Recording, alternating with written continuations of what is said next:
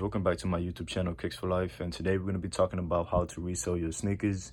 It could be used, new, and how to start off your reselling business. As a teenager, this brings in a lot of money, a lot of income. Personally, I've made a couple thousand out of just reselling shoes and investing money. But you know, it's a way to just get your money higher. But so let's start with this. You got to start with a capital. And the thing with a capital is you either get your allowance, maybe $20 a week, depending how your family is, or you have a job, a part-time job as a teenager. I have a part-time job. I get paid minimum wage, but overall, it is important to have a steady income, because if you want to hold on to sneakers, for example, I'm gonna take the Strange Loves on release day. I paid $100 for them, and they were reselling for about $400. I was really tempted to sell them straight away, but I decided to hold on to them. And on release day, they were selling for $400, and now they're at $800. Pretty sure these are gonna reach $1,000 in the next couple months or in a year. But yeah, so then I decided to keep them because I have a steady income. But if you don't, you know, and you need the money, go ahead and sell your sneakers straight away. If you need the money for a bigger release, go ahead and sell it.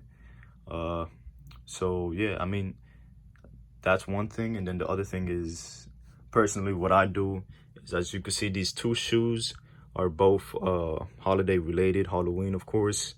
And I bought this one for resale. I paid about $220 on StockX, and I got two pairs. It's my personal pair, and this is the resale pair. I got a size 10. So as I said, I paid around $200, and these are reselling for about $350, and it's not even Halloween yet. And there's only like 5 pairs left in the market. Stock is also very important when you trying to resell. If the shoe is limited, the first couple of shoes start selling for a lower price. Then if you have the last shoe, you name your price and you just put it. And if it doesn't sell, you know, just wait it out. But yeah, let's start from over here. So these are the Kyrie 4. Yeah, the Kyrie 4 Halloween ones. I didn't pay too much for them. I paid about $150 for them. As soon as Halloween comes around, it should be around $300, $200. Not you know, not too big of a income, but I have the money to hold. So I'm just gonna hold on to these sneakers. Maybe in 2 years, these could be $600 sneakers.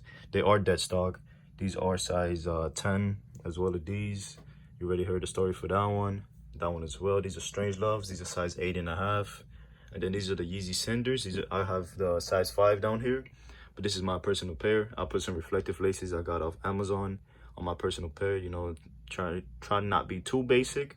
But yeah, so these are size 5. On release day, the price dropped, of course. It went up around to $260. Now they're selling for $350 on Gold. But market value is probably $310. These are the Jordan 1 GS Court Purples. Made a video on these. Go ahead and watch it. But yeah, these are size 6.5 in grade school. And at the moment, they're selling for around $240. The prices might decrease a little bit as soon as people maybe get in pairs, or you know, they put more pairs onto the market for sale. But as of now, there isn't much. And then these are the Jordan 1 Fearless in the blue the grape. I think those are size 10.5 as well.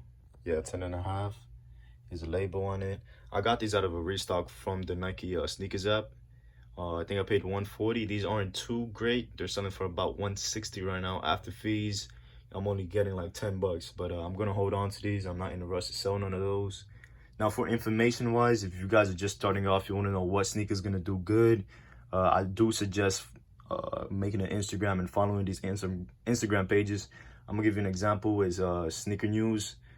They got about 10-12 million followers, and they are like really informative for when the drop is gonna come, exactly where the drop is gonna come, or the retail stores are gonna be selling them from retail. So then yeah, I'm also tell you about some apps. The Nike app, of course, that's what all the limited shoes come out with. There's gonna be a release for the Fear of God, which I'm gonna be trying to go, and I'm most likely be recording that. So you got the Nike app, you got the Footlocker app, the Champs app, the Finish Line apps.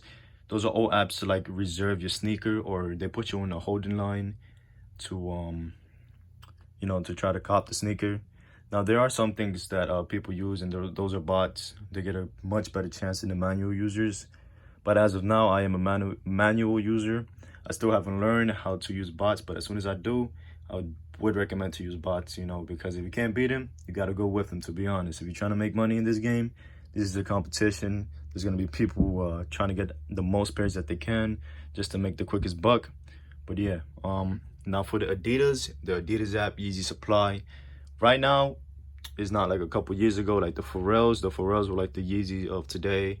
The Pharrells were selling for a good amount of money, 800, 1,000. I think the Chanel Pharrells are like $10,000. But yeah, those Pharrells just fell off, and there isn't like much hype around them, so the prices did fall. Now it is about the trend.